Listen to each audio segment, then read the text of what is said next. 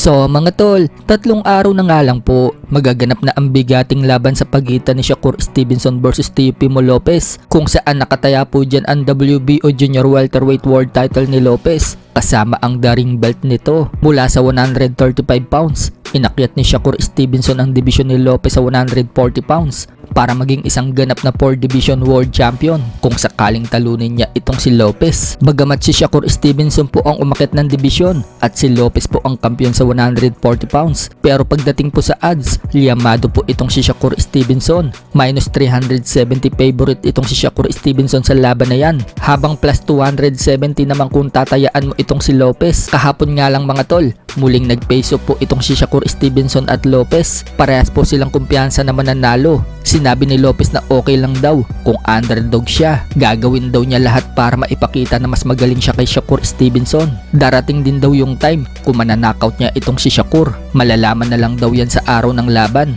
Basta ay pinapangako niya na magbibigay daw siya ng pain dito kay Shakur Stevenson. Habang si Shakur naman mga tol, sinabing ibang style umano ang makikita natin sa laban niya. Hindi daw siya tatakbo sa loob ng 12 rounds sa ring. Wala din umano siyang nararamdaman na pressure. May mga nagsasabi nga daw na hindi daw kaya makabasag yung kamao niya. Diyan daw sila nagkakamali. 8 ounce daw na gloves ang gamit, kaya imposible daw na hindi kaya makawasak yung kamao niya. Great fighter naman daw itong si Teofimo, pero mas di hamak na mas magaling daw siya. Malalaman na lang daw yan ng lahat sa darating na January 31 or February 1 naman po yan dito sa Pinas. Sa kabilang banda naman mga tol, mukhang pumapabor po si current WBA Welterweight World Champion Rolly Romero kay Teofimo Lopez kaysa kay Shakur Stevenson. Sa isa po kasing panayam kay Romero, sinabi niya na sobrang layo daw ng resume ni Teofimo Lopez dito kay Shakur. Para sa kanya, legend at Hall of Famer fighter daw itong si Teofimo. Undisputed world champion na daw sana itong si Lopez sa 140 pounds. Binakante lang daw ni Josh Taylor yung mga belts sa 140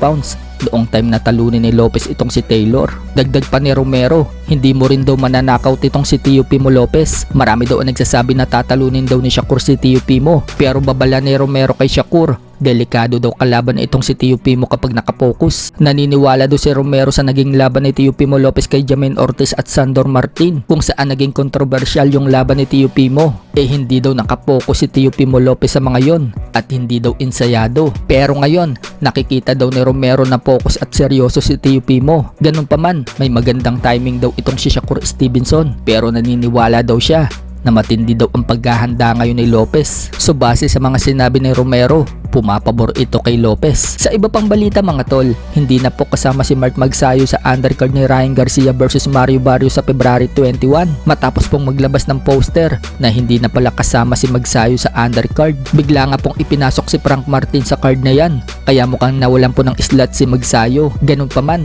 tuloy pa din po ang laban ni Magsayo, pero sa ibang boxing event na po siya mapapasama at waiting ulit si Magsayo kung kailan siya lalaban. Sayang lang mga tol, marami pa naman ang nag-aabang sa laban ni Magsayo. Gustong gusto na sana ng mga fans na makita siyang sumampa sa ring, lalo pat undercard siya sana sa laban ng Ryan Garcia versus Mario Barrios. Ganun pa man, ang mahalaga, magkakaroon ng laban si Magsayo ngayong taon na ito. Pero sana, kahit 2 beses siya magkaroon ng laban ngayong taon na ito, mas okay yon. 1 beses lang po kasi napalaban si Magsayo noong nakaraang taon. Undercard pa siya kay Pacquiao. Dapat man lang magkaroon ng laban si Magsayo ng 2 hanggang 3 beses sa loob ng 1 taon para active siya. Pag wala po kasing laban, wala din siyang kita.